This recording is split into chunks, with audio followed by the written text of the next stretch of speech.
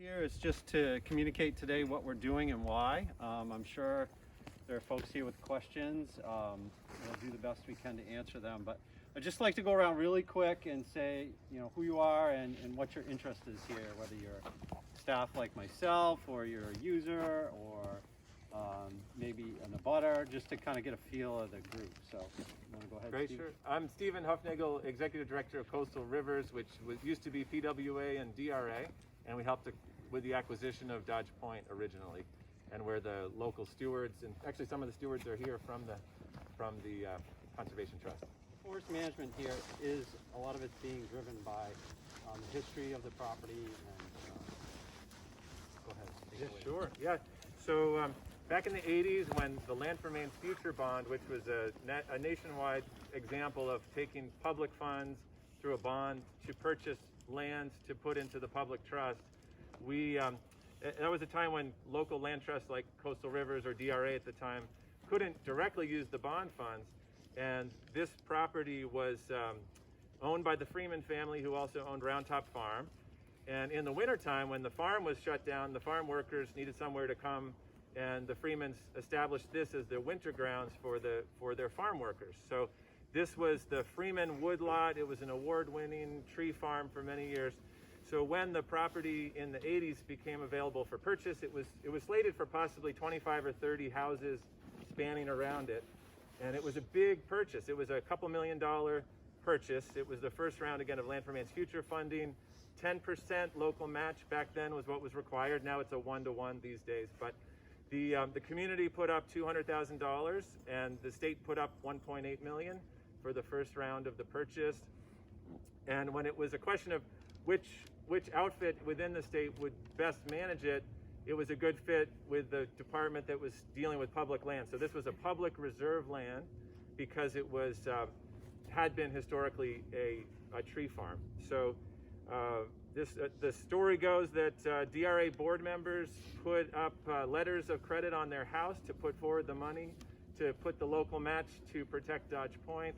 And so to this day, it's now 500 plus acres, and it's beloved and well used.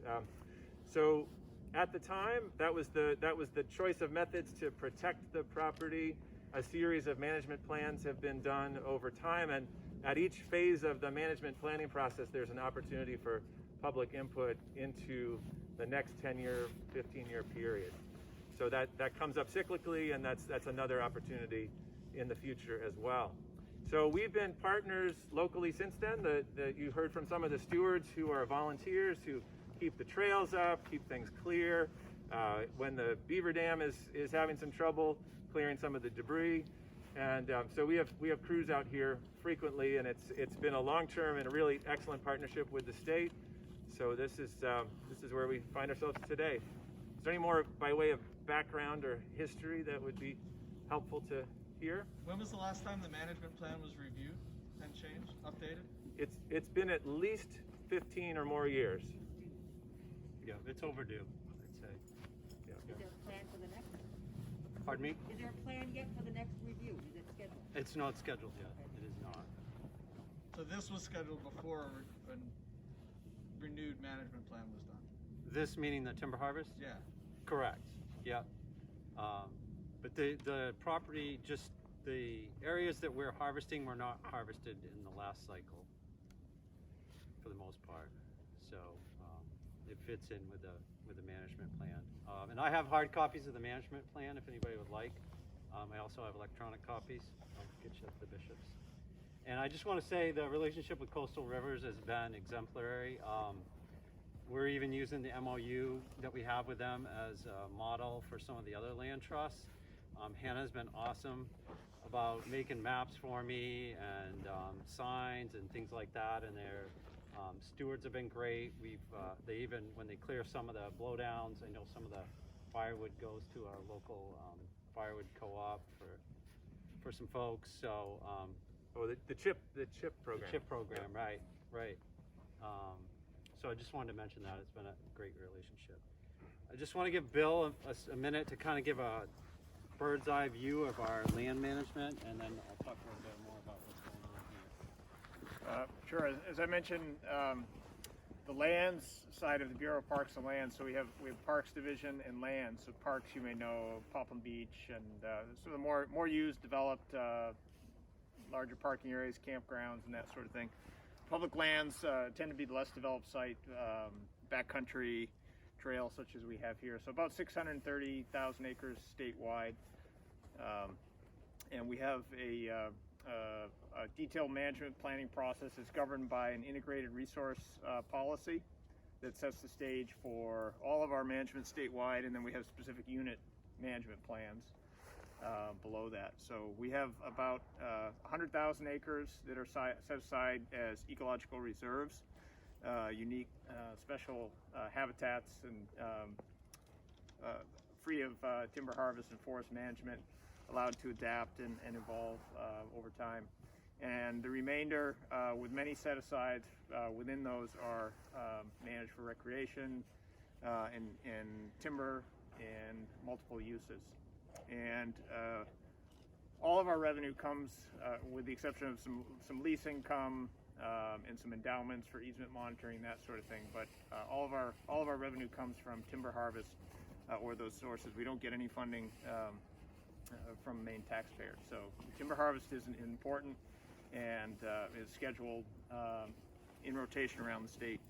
This is definitely a more unique area for us to be harvesting in terms of the level of use and the immediate population. So, but it's an important part of the management plan for this property. I guess I'll leave it at that for right now, and I'm happy to answer questions or go into more detail on some of that as we walk through the woods. And if anybody has questions as we go along, this is pretty open forum. There's not any big agenda. Phil? I got a question now. We're looking at all this wood. Would you have any idea how many cord of wood that is you got stacked already, offhand, when you look at a pile of wood, or no? Take me a minute. There's probably 200 cords, maybe. That's a lot of truckloads out here, right? It is, yeah. But we're covering about 250 acres, so maybe. So you haven't started trucking it out yet? Oh no, we've been trucking Oh, you for have? 4 weeks. Yeah. So there's only about a third of the standing volume, but 25% to a quarter to a third of the volume on the acres that we're harvesting. There's a lot of acres we're not harvesting. You're gonna remove a third of the trees on the acres. A third of the volume, not third a third of the of the volume trees. on the acres you're harvesting, Approximately. which is a total of how many cord in the Dodge Point in the 500 acres? So we've done 2 different harvests. So this year, we've harvested we plan to harvest around 2,000 cords over the 250 acres. 2,000 cord this year. How many last year? It was about 1,200, 1,300 over about 125 acres. So roughly 10 cords per acre. And the inventory here is running, 30 cords to the acre or more. Yes, ma'am. How many more years of this are you planning to do? It depends on the weather. I'd love to finish this year, and we wouldn't be back in here for maybe 15 years or more. It's been a difficult winter for logging. Late start, no snow, no cold weather. It's just a matter of how long. This is perfect weather for logging right now. Frozen conditions, a little bit of snow, but it's been a slow start, so a lot of it's going to depend on the weather. Some management plans suggest coming in every 5 years at a maximum. No, I don't believe so. Most of our rotations are 15 to 20 years. That's on a specific acre. So you wouldn't come back to the same acre typically on most of our properties for 15 to 20 years, given our style of management. Yes, ma'am. And what percentage of the rest of the land are you planning to harvest? What percentage of you mean that hasn't been? Dodge Point, how much of Dodge Point are you planning to harvest? The whole thing, or? No, 500 acres, what will you cover in 2 years? In this year and next year, approximately the 250 acres. Out of the 350 on this side, So half. more than half. On this side of the road. The other side has been completed. In my mind, I'm kind of dividing the 2 seasons. You mean River Road? River Lane, The River Road, yes. How much on this side versus that side? So this year, approximately 250 acres. The removal is around 2,000 cords. Last year was about 1,200 cords on 125 I mean, how many acres. acres on either side of the Oh, road? total? Yeah. So the total acreage of the property is like 550. So we'll be on, I can't do the quick math, I'm sorry. Okay. But, you know, say a third to 75% of the acreage over 2 years. And then again, I don't expect we'll be back on the acres we're harvesting right now. We will probably not be back for at least 10 or 15 years, barring, you know, an insect outbreak, some type of disease, blowdown. I mean, that's the schedule. Yes, sir. Are there any logs, or is it mostly firewood? Actually, there's a lot of logs. So I'll jump into that just since you asked the question, and then I'll talk a little bit more since we're standing on the yard. So the pile behind Bill, that's hardwood pulp that will be going to Sappy's mill to make paper. In the center there's some red pine logs and red pine utility poles. Those are the products there. The saw logs will go for into a pressure treated mill in Canada. The utility poles will be treated as well. Those go to Newport and then to a mill in Canada. There's a pile in the middle there, white pine logs. There's been a lot of white pine logs come out of here. This ground wants to grow, it's pine oak, which is very typical of coastal Maine. We'll talk a little bit about the red pine and the other I want to call them non-natives, but they're not native to this area species that are here in a minute. And on the left is an interesting pile. That typically in the past would be pine pulp, but so, you know, when we're doing forestry, economics is a challenge at times. So if you hadn't heard, the pulp mill at Jay blew up a year or so ago. Doesn't look like it's going to be rebuilt. And they were the only user of white pine pulpwood. It's not an attractive wood for making paper. So unfortunately, that's just going to be chipped for biomass. Hemlock, we have the same challenge with. We don't have a hemlock pulp market. Jay was the market for that. As a lot of you probably know, the pulp and paper industry in Maine has been declining. There's been a lot of mills shut down, so it's been a challenge to market. Yeah, that was my next question, was markets. Markets are important. Yeah, markets are very important to do good forestry.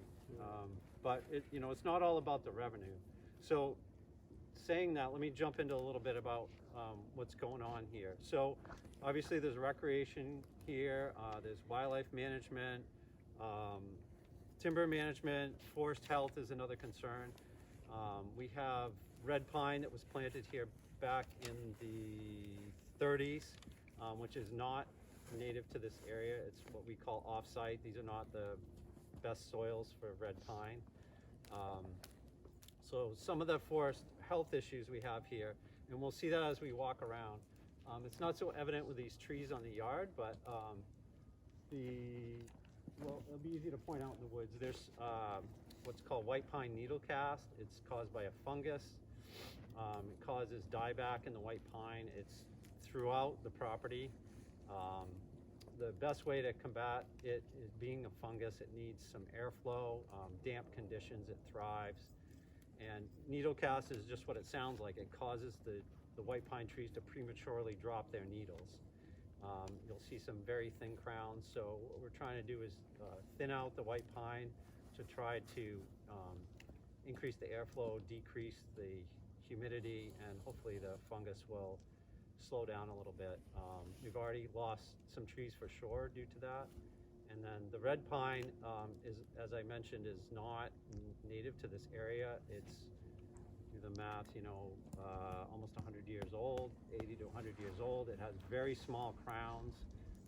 It's at maturity, or in some cases past maturity. If you notice driving in here, there's some standing dead red pine trees. If we have time, or which we probably won't, depending on what time we start in the woods. If you walk the upper part of the the old farm road that parallels the shore trail, there's a section in there that I'm sure the stewards are familiar with, where there's a bunch of red pine that has died and blowed down and had to be cleared. So those are the primary health issues. and the intention is to move that red pine back to an oak pine stand, which is what's more natural here. The other thing, how wildlife is mixed in here, the red pine stands are very aesthetically pleasing, but wildlife likes diversity, so vertical diversity, not trees that are all one height with nothing underneath. It's a very sterile condition for wildlife. It's very aesthetically pleasing, but those red pine stands are not attractive to birds, to mammals, to insects. It's a monoculture, as we call it. It's all one species. But we can see when we go through there that the oak is naturally trying to come in underneath it. So, yes, Brian. Just as long as you were talking about the economics of it a little bit, what's the total value of the 3,200 cord?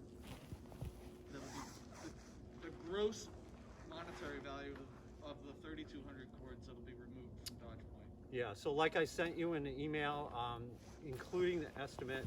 And again, it's an estimate going forward, about $120,000. That'll come back to the state. Correct. But of the Sappy's going to sell that lumber and keep a piece of it as well. So what's the gross value of 3,200 cord of wood coming out of this land? I'm not positive if I understand your question. Just to let me clarify one thing, and then maybe we can I can understand you better. So this is a stumpage job, which means Sappy is buying the standing timber from us. They are paying for the standing trees. How they market them and what they get for the logs and the pulp and so forth, we're not privy to. We don't do all our sales this way. In some cases, we just hire a logger and market the wood ourselves. But so can we guess at what the value of that lumber to Sappy is? I would have to sit down with a pen and paper. I don't know if, Bill, you have enough handle on our CLS. Yeah, I know. I want to say our average. Our when we average do CLS, well, again, that's net. So we pay the loggers and we sell all the wood. I know we net about $40 a cord on average when we sell the wood direct to the mills after we remove all of our harvesting costs and that sort of thing. So if you assume that they would net the same, which 40. something around that, you do the math. $40 a cord? Yeah. Now that obviously depends a lot on that statewide influence. Spruce and fir is very valuable in the north in terms of making dimensional lumber, and so I wouldn't be surprised if our average is lower here. We do have some oak mixed in, so it's. But anyways, that's our statewide average. Then the other big piece of revenue goes to the loggers to actually do the work and harvest it to keep all those people working. So that's a big chunk. In the example you just gave, if you hire loggers,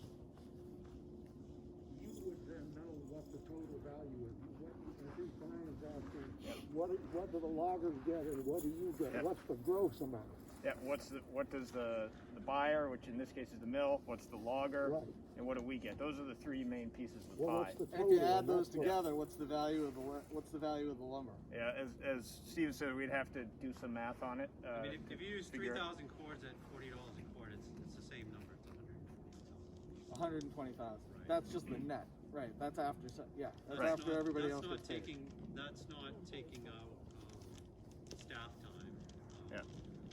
But I would say the largest share of the pie, and not profit by any means. You ask any logger, like any business person, they'll probably tell you they're losing money. But the logger has a lot of expenses. The biggest chunk of all of it is for the logging operation. I would say it's probably triple or 4 times that $40 would be the gross. Right. That's something right. like that. Right. It would have Yeah. to be. And I would say 60% is going to the logger, and Right. that's just a rough guess. And $400,000 to $500,000 worth of lumber is leaving here. Some of it will go to Sappy. Some of it will go to the construction of the road. Some of it, yeah. Yeah. Okay. Right. Yes, ma'am. Last year when you did that, nothing seems to be coming back. How long does it take for what looks like a clear-cut patch to come back? That's question number one. And question number two, I guess, is it completely economically impossible to go in and just pluck things rather than clear cutting? Because we're losing so much. It feels like this is just going to be a parking lot for the next 20 years. So when you say parking lot, you're talking about where we're standing, or? And where you cut last year, it's awful. Yeah, so I've been back there, and I'd be glad to take you folks back. It takes a couple of years, but there are pine and spruce seedlings about this big. There was a very good red spruce cone year last year. I have pictures when we were cutting of trees on the ground with their tops are just full of cones. So usually within the first 5 years or so, depending on the site, you'll see regeneration, small trees. There was actually red oak seedlings in the gravel on the road that we just improved between the red house that's out here. I'm not sure who the owner is now. It changed hands, the one with the chain across it. So usually within the first few years, depending on the site. So, but again, you have to kind of, I mean, literally those red spruce seedlings I looked at were probably an inch high. Are there other questions before we take a walk? One thing I want to touch on before we get back to the recreation piece a little bit. I don't know if we covered it at all here, what people have seen or read or talked to Stephen or myself the last day, but unfortunately we've had to make the decision to close the land on this side of River Road. So everything east of River Road, our intention to balance recreation use during the timber harvest was to leave certain trails open and close off the ones just immediate to where the logging was going on. But whether it was confusion or active intent to walk by a sign or a rope, we were finding that several times a day people were walking on this road or coming within sight of the working machinery, and understandably the contractor was very concerned about that. We were worried about it, and so we figured it was just too complicated for people to be here at the same time, and we didn't want to have a safety issue. So we've worked it as quick as we could to get the information out. We'll be posting some signs. I know that impacts a lot of you directly who are neighbors or live in the area and want to come and walk here. We are leaving the parking lot to the south open and the Riverlink trail in that direction so that people come down here not knowing they can at least hop out and go for a walk without the temptation to come over on this side. So that's interesting. We put a lot of thought and effort into how we could safely manage the trail systems, but in the end, there was just too many dangerous potential interactions going on, so we made that change. So I know that's probably on people's minds. I just want to make sure we put that information out and give everybody an opportunity to ask questions about it or discuss it. It's certainly it's a challenging situation that it's probably more paramount here than any other property that we've recently tried to manage timber on. So How long will it be closed? it's still for the duration of the harvest, so it could be 3 to 6 weeks on the upper end, depending on when we finish up. Hey, one last question. Are you doing it in patches, or are you just doing The closure or the harvesting? the harvesting? Yeah, so that was our strategy. So when they're harvesting here, we'll keep this trail open and we But come I over mean, here. in terms of what you're cutting down, you're just cutting down everything. Well, I think when we go walk through the woods and we see Okay. areas that were harvested yesterday and last week, it's a great time to talk about that and see what's harvested and what's left to grow. And it'd be a good time to talk about that. But anything really pertinent that I missed there, again, we should probably move soon. But it's a really something we're happy to discuss and a challenge that when we harvest again here, in the future, we'll take what we learned and see if we can avoid this type of situation in the future. So the closure is effective immediately? Yes, that's correct. Yeah. Yeah, it was a difficult decision. It wasn't taken lightly, and we were trying to work with the public with signage and ropes and offer some alternatives, but the logger just kept texting us pictures of people on the road. The clincher, the log truck was here loading. You'll notice there's big yellow signs out there that say "Do not enter harvest area." Log trucks loading, forwarders unloading, and 2 folks with their dog walked right through the middle of the log yard. I'm not sure where they were going. There's no trails out there. He sent me a photo, so I know he wasn't just pulling my leg. And he's got over $1 million worth of equipment here, and very concerned about liability. And this went all the way up to the commissioner level, so it wasn't a decision taken lightly. We really had hoped to not do it, but it seemed to be the best thing for people's safety and his liability protection. So if you guys have any questions about that or ideas, we're certainly open to that. But thank you, Bill, for bringing that up. It definitely needed to be Just discussed. broke off the entrance to the parking lot and went back down on the sometime after the next 3 to 6 weeks. That's correct. We'll be sure to get information out on text alerts and that sort of thing, signage. Yeah, we'll let people know the day it's ready to go again for sure. And just to add to that, on the Coastal Rivers website, there's a text alert that you can sign up. It's the state's text alert, so it's on the page for Dodge Point that you can go to. So coastalrivers.org.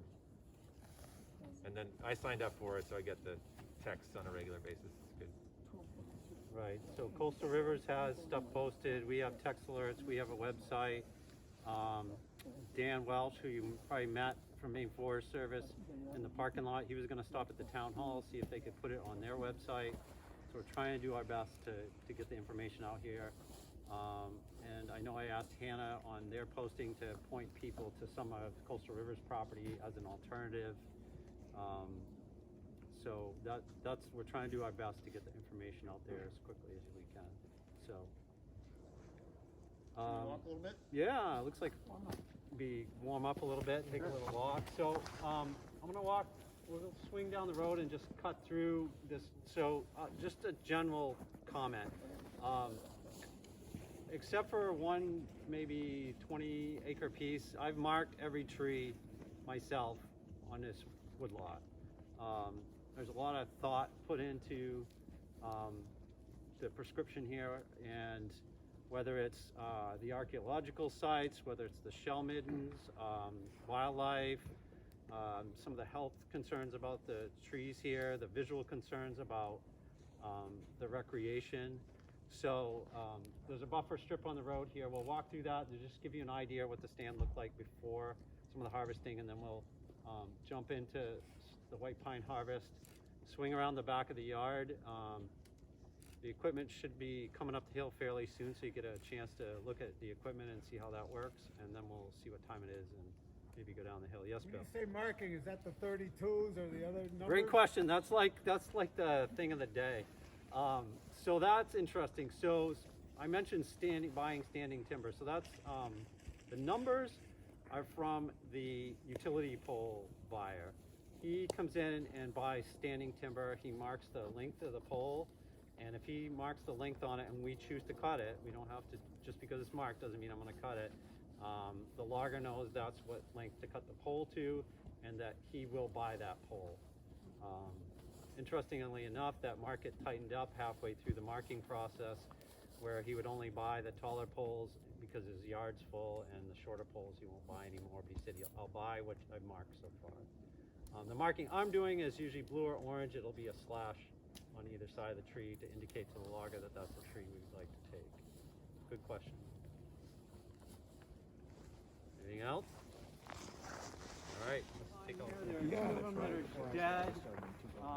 The other two, the crowns are very small. They should have been thinned quite some time ago. And they're over mature. The trees have a biological maturity. They don't grow forever. They reach a certain point and they just kind of run out of gas. Especially as tight as those trees are, it's just like carrots in your garden. They're all competing for the same soil and light and water. And if there's too many of them, the weaker ones are not going to survive. People, somebody asked about, how soon trees grow back. I haven't got the question about, planting trees yet. Do we need to plant? In Maine, unless you're trying to force a particular species on a particular site, you don't have to do any planting. So generally, as a forester, you're trying to manage light conditions. I can't change the soil. I can't change how much it rains. I can't change whether I'm facing north or south. I can only manage light conditions. And different tree species have different light requirements. So white pine needs a little bit of an opening. There was an opening here at one time. It's kind of closed back in. But this is the goal here. Part of the goal with this harvest is to let enough light in to get these white pine seedlings started.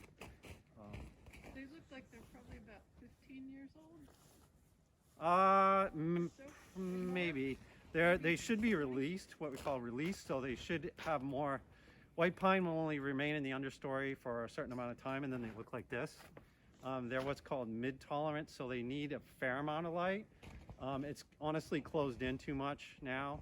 This was probably, there was an opening here at one point, and it's kind of closed in. When the opening was created, there may be a tree that fell down here.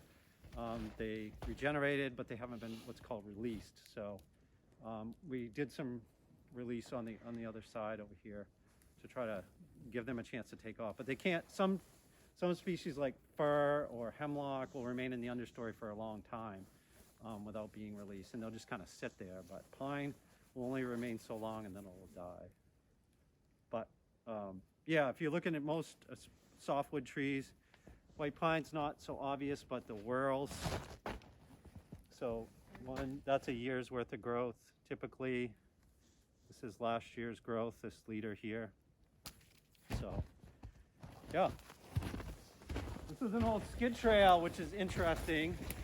White pine benefits from ground scarification, so the duff layer needs to be scratched up so the seed can get to the mineral. So the goal here was to try to leave the best trees, and if you look at eye level, in most cases, I think we did pretty well. But the advantage of me marking the trees is I can look at the tree from all sides and the crown. If you're on a piece of equipment, it's a little bit difficult. This one here, in hindsight, I probably would have taken. Those are the type of trees that we're cutting. Very small crown. It's in pretty tough shape. I wouldn't be totally surprised if that is not here in 15, 20 years. It'd be here dead, which isn't a bad thing. So it makes a good wildlife tree for perching, for raptors. As it dies, the insects will get into it. It'll provide food for woodpeckers and I don't know what else. Melissa, put you on the spot. Excellent cavity tree. Cavity tree, right? And I just wanted to point out that Stephen did a great job of his leaf trees, so the ones that were left here, nice straight boles. These are going to be great seed trees, because that's what's going to fuel our next generation down here. So he was talking about the light requirements and how we had full canopy closure. Well, now you guys can see this is completely opened up, and we can start to get a multi-level forest now instead of that closed canopy with just the overstory and brushy debris in the bottom. Any questions about any of that? Why is that categorically bad? Why is what? A high canopy, it doesn't. So I don't know how familiar you are with bird species. I'll just use birds as an example. So when you see birds out in the forest, most species will only utilize one part of the forest. So they'll either be in the canopy, in the understory, or the midstory. So by just having a canopy, you're losing habitat for a whole plethora of species that utilize the rest of the forest. So by creating even little gaps in the forest, so if we were just to clear smaller openings so that they can have some space. But then again, there's also birds that require 5 to 10 acres of having multi-layered forests. A cuckoo is an excellent example of one that'll just use the canopy, but unless we just want to manage for cuckoo birds, everything else is out of luck. So it's that diversity of habitat to try to maximize the number of species on the property versus catering to just one particular species group that uses one particular, what we call height class of tree. So the red pine plantations are an example. What about all those little fragment things that are all over? Can you to the surface? Be more specific. So just all these tiny little So those are fir trees. I was mentioning trees that can survive at a very low light. So those, if you look around here, there's no large fir trees. Fir has a very short life cycle, probably about 60 to 80 years. It usually gets rot in the butt and dies. Those fir trees were products of the fir that has died out of the stand. It's long gone, and they've been sitting suppressed in the understory. I mean, that one to the left there is, probably 30 years old or more, and that'll just sit there until it's released, and then it will take off. Pine, for example, will only sit there so long, and then it needs some light. So And fir does serve a purpose since it dies so quickly. It builds up our organic matter in the soil. So you guys will see that slash has been left on site. That's ideal. We want to build up that organic matter, and we also want to provide habitat for a lot of our native species. this is so you saw what's called the forder on the yard. So none of the wood in this logging system is dragged on the ground. It's also what's called a shortwood system. So all the trees are bucked up into products. The only oddity here is the utility poles. Obviously, you can't glue those back together to make 42 feet, so they have to come out full length. But the advantage to that of not skidding full-length trees is you get very little logging damage. There is next to Katie, there is a ding on that tree. But if you look throughout the stand of the trees that are left, there's very little logging damage with this harvesting system.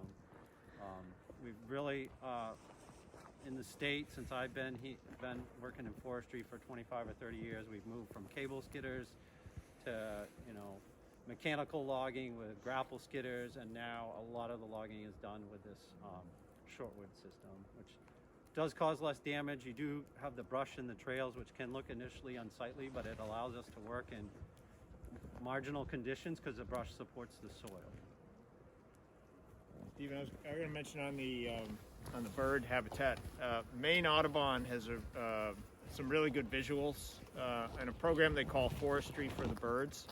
So if you Google Forestry for the Birds and Maine Audubon, they have some really nice visuals that show sort of the super canopy, the mid-level, which are some of these spruce trees. And then if you come in here in 5 years from now, you're going to have a flush of vegetation in this range that provides a lot of cover.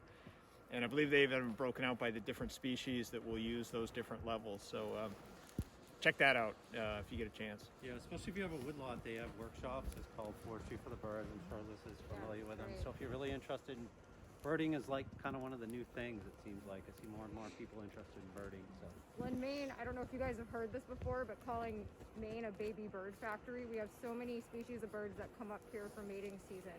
So we try and provide those different habitats so we can try and meet all of their needs. yeah, an unbroken forest, meaning not unbroken vertically, but without development and fragmentation is really important to those tropical birds, especially that come up from South America and other places. Did you have a question? Thought somebody had a hand up. Okay. All right, let's warm up a little. I just thought I'd take a second stop here. This behind me is uncut, but it's marked, so you can see a little bit about the decision making. In a lot of cases, it's the smaller, trees that might be crooked. Usually, I'm spending, because of the needle cast, I'm spending a lot of time looking up at the crown. I usually have a sore neck, honestly, by the end of the day. And most of the, the crown on this tree is not that great, but you kind of have to get what you're dealt, the hand you're dealt, right? Play the hand you're dealt. But, this stand should have been thinned a while ago, and that's part of the reason it's like that. So, just to give you an idea. And then I think he's processing down in some red pine here. So like I said, there's definitely over $1 million worth of equipment here, probably maybe close to 1.5 to 2, because he has 2 processors, what you call the fellow buncher. So the processor we're going to see can cut trees and then limb the tree, cut the top off, and then process it into the various products. And he puts them in different piles. So when the forder comes along that we saw in the yard, he's usually trying to pick up all of one product. So when he gets to the yard, he's not doing all these different sorts. He's trying to do the sorting in the woods for him to save him time. What's your percentage of red hide in here? Very little. The pine is, I think we've caught it soon enough. That's good. There's not very little red rot in the pine. Looking at your stockpile there, and I didn't see how. No, I haven't seen these scale from the mill, but That's good. it's been really good.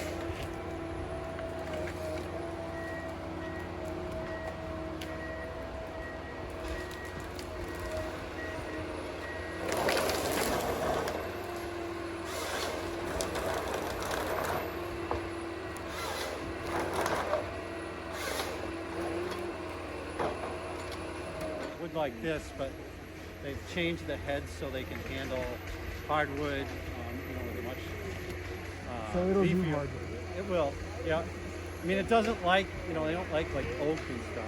Right, red rose it would Something that's really difficult. That's amazing. So no one got here with a chainsaw.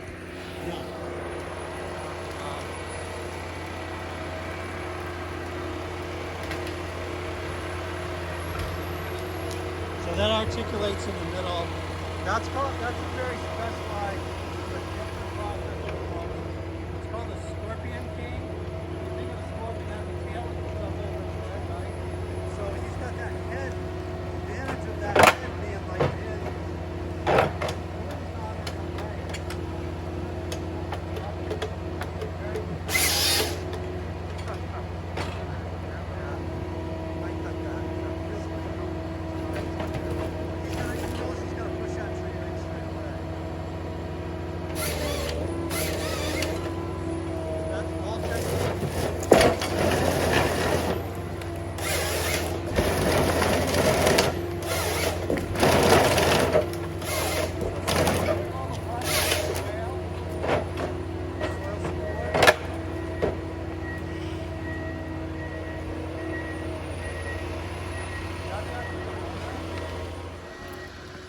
Master Logger, was it, or TLT? I can't remember. Anyways, there's 3 Logger of the Year awards that are given out every year, and he got one of them. So we're very fortunate to have him. Gavin Mclean, he's out of Whitefield, so he's pretty close. So part of the reason we got him is the markets are really, some of the markets are not very good. Sappy's actually the contractor here, and they sub the work to him. So Sappy has markets, including their own mill, that they can sequester that he can't right now during difficult market conditions. Just Brian. Why did you choose Sappy? We put it out to bid, and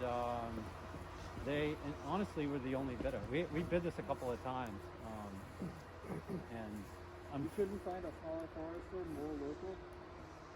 It wasn't done by South Africa?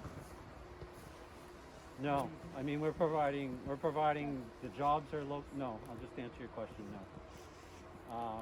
Prentice and Carla was interested. They didn't bid. A fellow by the name of Grady looked at the job, declined. So, yes, the parent company is Sappy, but obviously we're providing local jobs. All the pulpwood is going to Hinckley. This guy's a local guy. Other questions before we go down the hill a little bit? You can see all the regeneration behind you, the smaller pine and fir under that hardwood. That has yet to be cut yet. It's a little bit wet in there, so we've kind of been staying out of there until we get more weather like this. Well, I had a question. We were talking about the harvest last year on the other side. Yeah. Did you put any patches in over there? That's a different technique than you're applying here, but sometimes we'll use small patches for either to respond to the vegetations there or some other reason. But Yeah, there were 2 patches of a couple, maybe 2 acres Yeah. where we had beech. So beech, you know, a lot of these diseases that come in are the ones that are problematic come in from other countries, and our trees have no immunity ability to fight them. Whether it's Dutch elm disease, if you remember way back, like the elm trees on my grandmother's front yard, all I remember is the stump. So beech bark disease, again, another exotic. It's actually a complex of a fungus and an insect which came from Europe. European beech can tolerate it, our American beech cannot. What I'm getting at is we had some beech on the other side of the road that was very heavily diseased, so I did create some small 2 to 3 acre patches, leaving some white pine around the perimeter to try to regenerate it to white pine. So that's what was going on over there. So we were talking about the question before we started out about some of the area over there looking like a clear cut. Yeah, down from the red house. We were thinking. On the way to the parking lot in the pond, there's a big open patch. Oh, that's a log yard. Okay. Yeah. So that's where we're hoping to go next. But that's not what this whole thing is. No. And as a matter of fact, If you looked at this log, the only reason this log yard stayed open is coastal rivers, and our staff have mowed it. If you were here 2 months ago, you would see the white pine trees that are about 10 to 12 feet tall that were encroaching on the log yard because the ground was scarified, and the white pine would come right into those yards. We actually maintained, we mowed that purposefully for wildlife to have some breaks in the canopy and some openings, but no, that'll come back into pine and other species. So good question. I'm glad I figured out where you were talking about. You're gonna do that to the whole park. No. That's why we're doing this tour, though. So if you have those types of questions.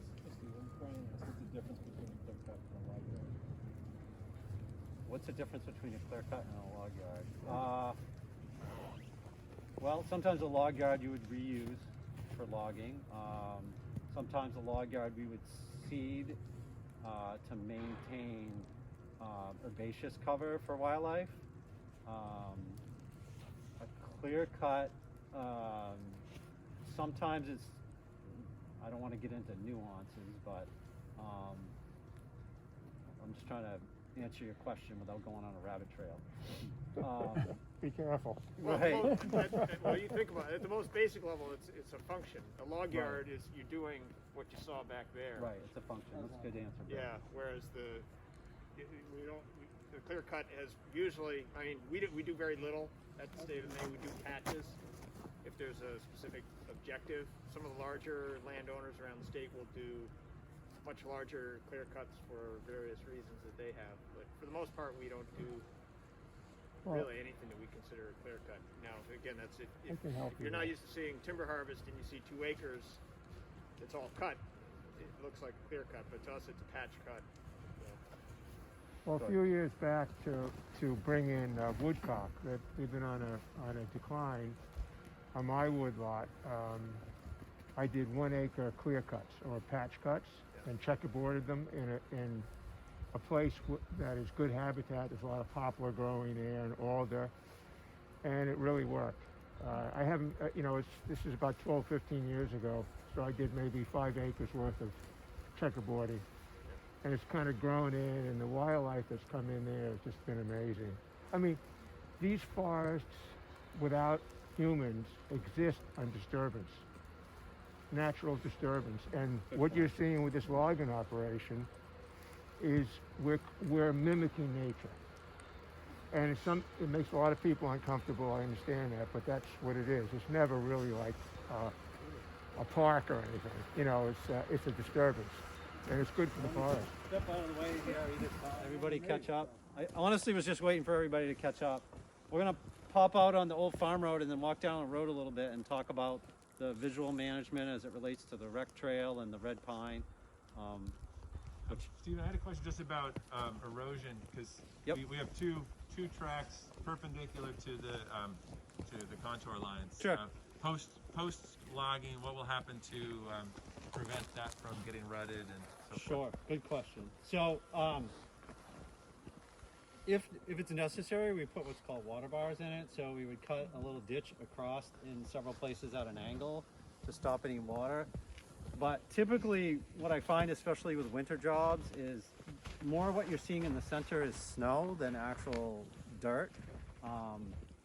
So it's likely flatter than it looks once springtime comes. Plus, it's full of brush, so it's fairly stable. But if necessary, we certainly always require the logger to come back and put those water bars in. So that's built in their contract to.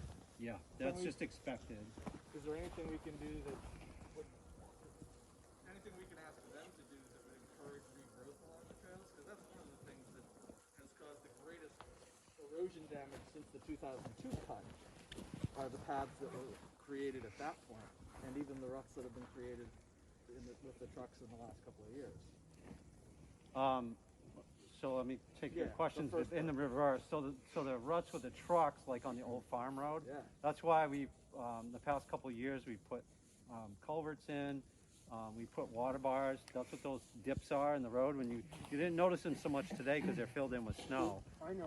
I was going to say, I almost thought of that. Yeah. So that's I know after the harvest, I actually came on in 2001, so right after the last harvest, and the request of a couple of the guys that were involved in that harvest, I put those water bars in up beyond the gate on that, long incline. So as far as trails in the woods, was there some concerns about that as well? Just that would encourage regrowth in the skidder trails.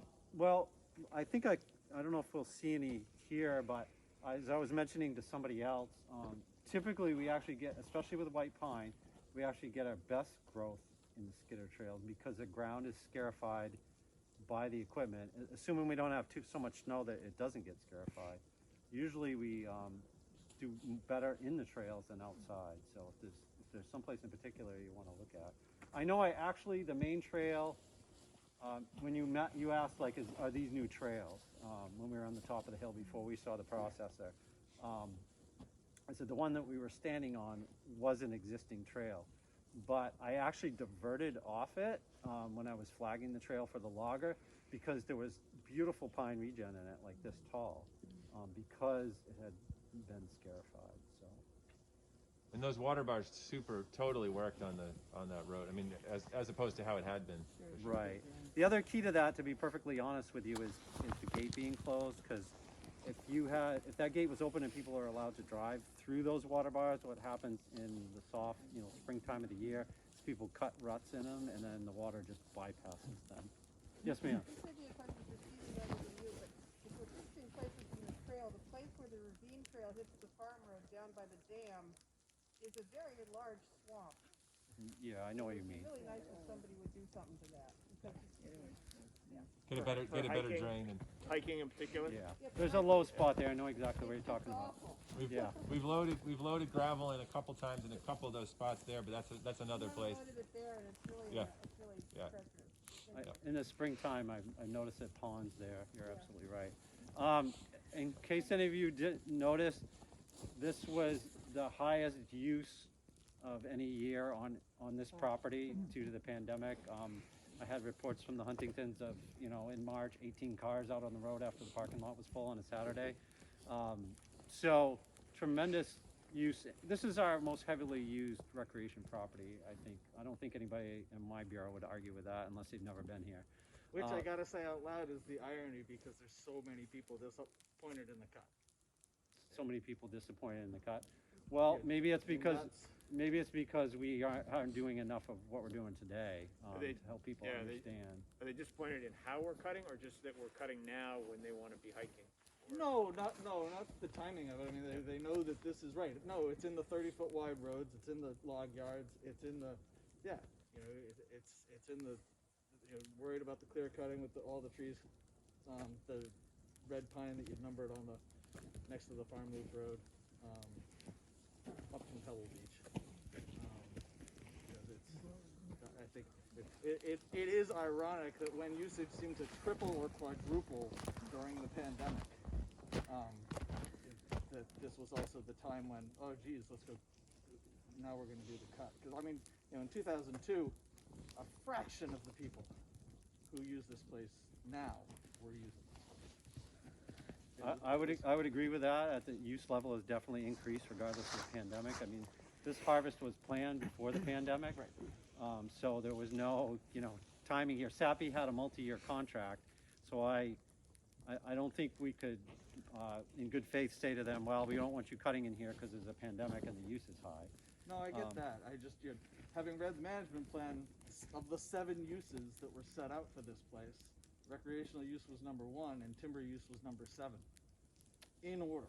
That's just the order that we do all of our, that's a standard order for our management plan, not Yeah, that's not a priority. That's just a listing. The primary uses, I was surprised, because I was very surprised, because knowing that it was a tree farm, I expected timber use to be first. Yeah, and I know you'll see in the management plan that it was put forward that this was an opportunity to show where you could do recreation and timber management at the same time. And I think and I think people are. That's the more ironic point. People are surprised that challenge we ran into whoa, this winter. okay, no, this is a timber yard. This is not.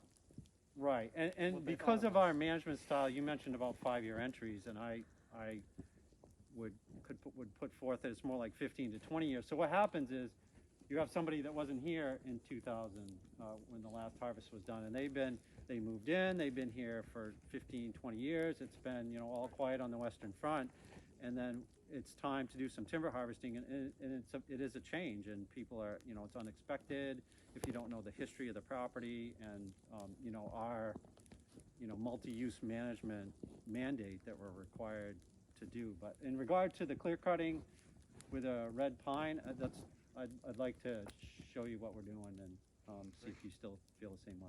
So let's go take a look at that. We're going to cut out to the road here. Yeah. So this, the area behind Stephen is completed. So obviously the wood has not come out yet, but this is a visual buffer between here and that trail where I'm requiring the logger to remove all the brush. So it was pretty interesting. There's different methods of doing it, but what he's choosing to do, which we haven't seen this machine, it's called a fellow buncher. It can grab a tree and just walk with it like this and then set it down. It's a little different than that processor we saw. So I marked the red pine in here, and he walked those back to that trail and then set them down in the process there. What I did was, when I flagged these visual buffers, you can't see it on the side. I had someone walk down the trail with orange on, so it's honestly, if you're in the woods, you can't tell where the trail is. So I had a coworker, Bill, help me one day. Walk down the trail with orange on so I'd know where the trail was.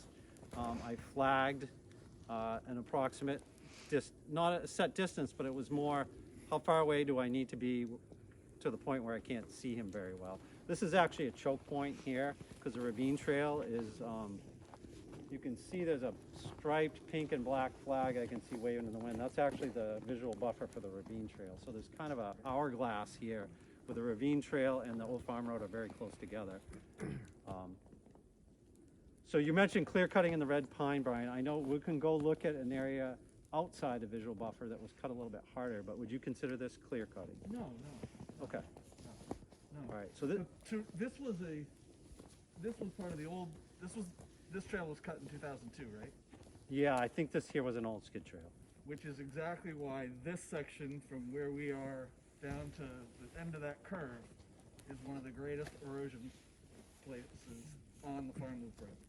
This is consistently wet and the soil is super compacted. I would say it's consistently wet. I would disagree with you that it's compacted. Right.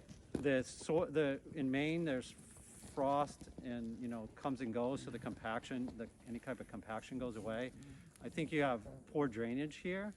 Right here? Yeah, right through here. I can tell you because when we put that skid trail through where you can see those long poles, utility poles, it was soft there and we had to put loads of brush in there. They actually brought a bunch of the red pine out of this visual strip, set them in there and processed them there just to stabilize that trail. This is, you're at the toe of the slope, it's called, all right? You're at the low point. You're at the low point here. You're on a flat. Right. The Really water flat. table is very close to the surface. I think there's standing water here, but I would argue that there's not erosion. But you don't think it's because of what was? You don't think it's because? I of don't the think it was cutting of because of the logging, the trail? no. I think you just got water that comes down off that hill and you're here on the flat. It's very typical at the toe of a slope to have the water table be very shallow. And you're in a flat area. So this was here beforehand too. This was part of the old farm road, wasn't Correct. it? So they were just utilizing an older road that was already in place, and there were, I am assuming, improvements made after harvesting too. Right. Since the road was maintained. I think it does speak to the question earlier that Wendy had about some of the wet spots. There may be opportunities on the farm road to do some gravel or some Sure. other things to just have a broader time in the year when it's not wet under. Right. Or when people aren't making bigger and wider paths to go That's around. part of it. That's really what happens. Yes, Yeah, sure. wearing It's the sneakers detours. and going That's where around. you get, yeah, exactly. So you get people, you're trying to confine people to a trail tread, but if it's not hardened or there's not bog You go bridging, then around. they go around and then you get this, And then the it trail gets gets wet wider. and then you go farther around. Sure, exactly. That bog that's 40 feet wide. Yeah. And I know, I will say, land trust is the volunteers here are awesome. I wish Jim was here today. We have a rec ranger, and he spends all kinds of time in here, and our rec ranger will come in with his volunteers that, you know, they're all retired guys giving of their time, and there's more. We're probably gonna have a Maine Conservation Corps crew in here, so a contracted crew of college kids doing work in You here did next that a year. few years ago. It was great. They did some awesome things. It's just hard to keep up with the volunteers, you know. We provide the material, they can get a little bit done every year, but with the level of use in here and the amount of bog bridging and, you know, wetter areas like Brian mentioned and you mentioned, it's hard, it's a challenge to keep up. But we know that because of the use here, it's important to try to keep up the best we Well, there's an interesting thing that occurs to me in the course of this conversation as we regret that there's a place on the path, or many places on the path, where it's wet, and so it gets wider and wider as people go around. Then we see one of those big machines coming through here, and it's really hurtful. That's the Hurtful in what way, John? well, it's just a consciousness thing. It's a mental picture that likely that's causing some damage. So part of the reason we're here in the wintertime is to decrease the conflict with the recreation. The other reason is we're trying to work on frozen ground conditions, which minimizes the compaction and the impact. Like I mentioned earlier, this hasn't been the best year for that. This is probably the best week we've had. Honestly, you know, colder nights, it doesn't go above freezing. We've got some snow cover. So you're walking in here. I mean, we had people in here in March, which they really honestly shouldn't have even been in here. The ground was too soft, you know, to be in here hiking, but people just wanted to get outside, and I don't blame them. You know, we wouldn't be logging in here in March by any stretch of the imagination. So to some degree, there's greater impact in some of those trails than there are with some of this equipment, if that makes sense. But I know what you're saying visually. You're like, wow, there's a 80,000 pound machine. But you know, the biggest machine in here is on tracks, and the tracks are like this wide, and the PSI is less than that folder and that processor because of the way it goes. So Outside Millinocket. It was funny, in my last job, I worked for the Nature Conservancy, and we cut wood, which is unusual for land trust, way up on the upper St. John River. And we always used to say, I wish we could bring more people here so that they could see, you know, where their forest products come from, that this can be done sustainably. This was like the other extreme of it. So we were talking about the opportunity to do education, put in some kiosks, but also get feedback. I think the next year will be a good opportunity for us to maybe have some, either some online comment or some cards in the box. You know, what was your impression of the timber harvest? So both education, but also listen at the same time is. Be careful of that. The only people who fill out the book is largely out of state. Most of the people who come here on a daily, weekly, couple times a week basis haven't signed that book in. Yeah, so you need multiple avenues. Yeah, that'd be good. So certainly when we do the management plan review, which I think it's on Jim's radar. Yeah. No, we have had such a backlog of management plans over the last 10 years. And it's quite a public process. If you look on our management plan page, there's a calendar and schedule of everything that's been done and what he's working on right now. And we're working as hard as we can to get him up to date, for sure. We keep buying land and we're not increasing our stocking levels, so it's hard to catch up. But certainly the management plan process is a great opportunity to give input. And the butters are usually, you know, certainly at least notified of any type of public meetings and so forth, because we know you guys are really interested in what's going on. Any other questions or comments? You know, this is a natural white pine stand here, similar to where we started. If you look, you can see some oak coming in. There's also some oak in the red pine plantations. It's just naturally wants to revert to an oak pine stand. It's been based on the soils and the drainage. And where we're located. There's a particular tree I was looking for that I saw the other day. There is a dead, you can probably see that dead pine there. That's a snag. We were talking about wildlife trees earlier. Pine is also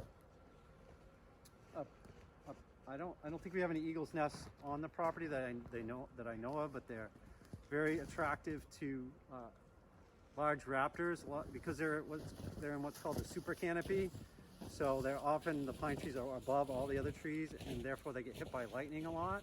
So you'll see sometimes what's called a flat top pine, or the top might be blown out of it because of a lightning strike, or the growth has reduced, and you get those flat tops, and the eagles and the ospreys like nesting in those. Any other questions, comments, thoughts? Sorry I couldn't bring you like hot coffee and stuff earlier, but the COVID thing kind of nixed that. I tried, but we decided it better not. So scoot up through here.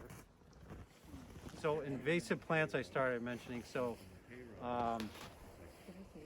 bittersweet, if you, up by that foundation, you can see the vines that climbed and killed some of the red pine. Actually, what's that? Multiflora rose. Multiflora rose. What else? Actually, there was a tree of heaven right behind the red house. Oh. Norway maple is an invasive. What's that? Norway maple is an invasive. Yep. So I was surprised you said you were. There is some Japanese knotweed that's crept on us from an abutter. There's And the shrubby honeysuckle. yep, there's some honeysuckle. Is there any barberry out here? There's barberry. There was something else that we found that I didn't know it was an invasive. It's a jewelweed. Oh, the orchid, pink orchid jewelweed. It's in the wetland that is above the beaver pond. When you come in from the dog chain between the two old telephone poles, if you walk through that and then stay to the right like you're going back to the parking lot, there's a wetland there with a culvert, and somebody from DOT who was a plant scientist for them was out here and noticed it, and only because it was in flower. A lot of things don't jump out at you unless they happen to be in flower. So we've been in here doing some herbicide work because that stuff tends to be in the understory. So if you do harvesting and give it some light, then it really takes off. So we try to be preemptive and do some management. Spread it around when you harvest. Yeah, you can. But any spread, usually seed comes in the fall, so that's already going to be dispersed. So I can't think of anything that would winter harvest would increase the dispersal. It's more the light conditions. One plant we talked about that it's not invasive, but that's pretty beneficial and somewhat rare is I've seen lady slippers out here, and a lot of times those will sit in the understory until they get a light opening, and then they'll flower. So I anticipate, early June, you guys might see a little bit more here. That would be exciting. Nice. So is this a viable tree? It looks pretty rotten. Oh, really? Yeah, it is. So what you get in the wintertime with frozen wood, that's pull from the saw. It's just fiber pull. I know it's deceptive, but that's not rock. It looks like it. So there's sapwood and heartwood. So that's the heartwood. Right. And it's just, you see that a lot of times on butts. I don't believe it. The insect has to go through once and realize they didn't get any pollen, and then they go back again. And that's how they I'm just trying to see if it was pollinate. marked So for a poll. it's a really unique and almost difficult think it pollination is. process, which is why they're somewhat rare.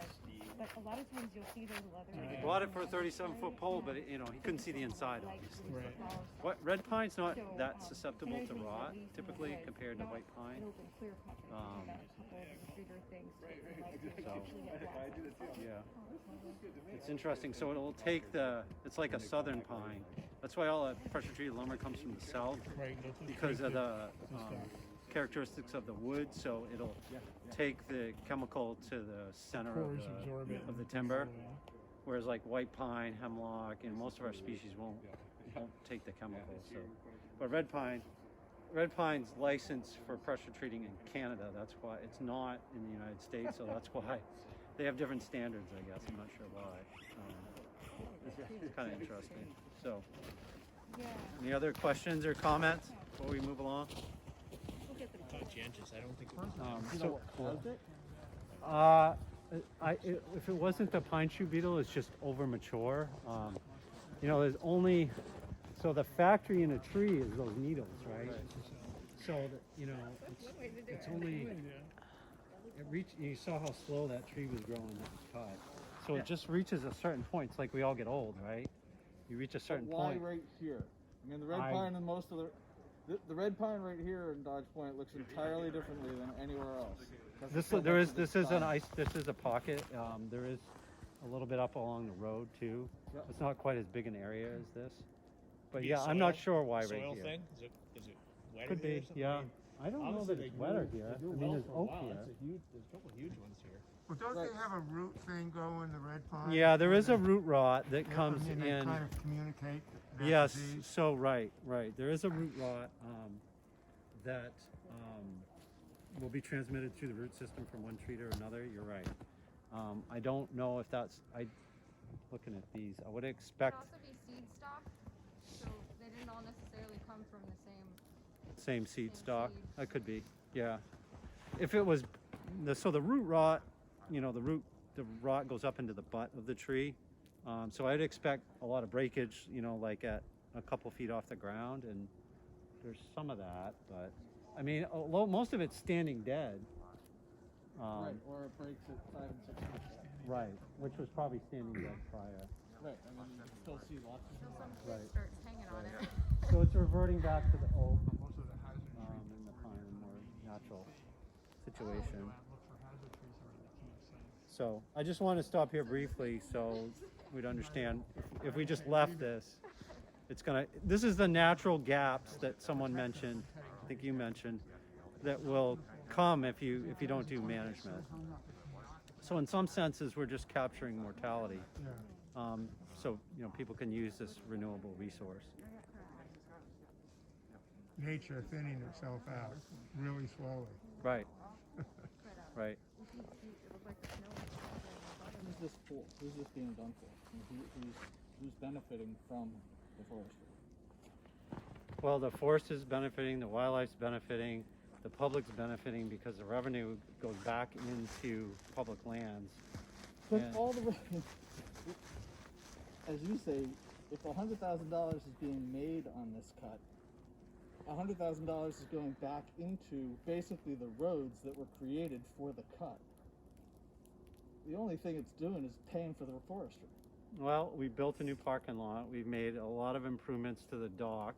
The land trust has done a lot of work on the trails. We purchased all those materials. The improvements to the road, and that Stephen mentioned the water bars and how much that's helped. You know, I have to pay a contractor to do that. Yep. So Yep. all that comes from, you know, it's a little mixy as to, you know, were the road improvements all for the timber harvest? I mean, do you write those off all against the timber harvest? Or is that a long-term investment in your road system for access? So most of the Coastal River guys are gone, but for them to get in here, I mean, I've had a request from Jim from Coastal Rivers on the shore trail to cut some of the pine trees because he keeps sliding his truck into them when they're down there working on the dock. So it makes it easier for them to get in here. It stops the erosion. You know, it's an If investment. you're looking for most access, you're right. You're getting it. We also have to take a long view. Yeah. Every time we cut wood, we're not going to put $100,000 into our road system. I was hoping for the opposite. I looked at Dodge Point. I was like, okay, this is public land. It's owned by the state. The state's going to pay $100,000. They better be getting $500,000 out of this place. Because the town of Newcastle's not getting any money, and I don't think it's doing a whole lot for the local sort of recreational user. So my hope was that I was like, maybe the state's going to make a bunch of money on this. I'll take that. So my question to you would be, what would be the alternative? A very small timber operation here that was a lot more regular and had interfaced much more gently with what is really has become a much greater recreational use. So more frequent, smaller timber harvest. Very much smaller. Okay. Yeah, In a way I that- heard you say that before too. Where you didn't have to cut, you didn't have to turn an 8-foot road into a 20, 30-foot road that you could drive a tractor trailer truck down. You didn't have to cut 6 or 8 log yards. There's only 2 log yards on this side of the road and 1 on the other, so. Well, there's the one at the 2, top of I'm the sorry, hill. there's There's the one over here, and there's the one you got 4. on the south Sorry. end. Right? Well, And the parking lot across the street was a log yard. Wasn't one we used. The new one, you mean? Yeah. First it was, and then you had one up higher. That was never used by a log yard. It By was just us. a parking lot? Yes. Yep. I was there when it was laid out. Standing timber. So, I think this place, whether we wanted it to or not, became a much higher educational, recreational, and environmental usage area. Great.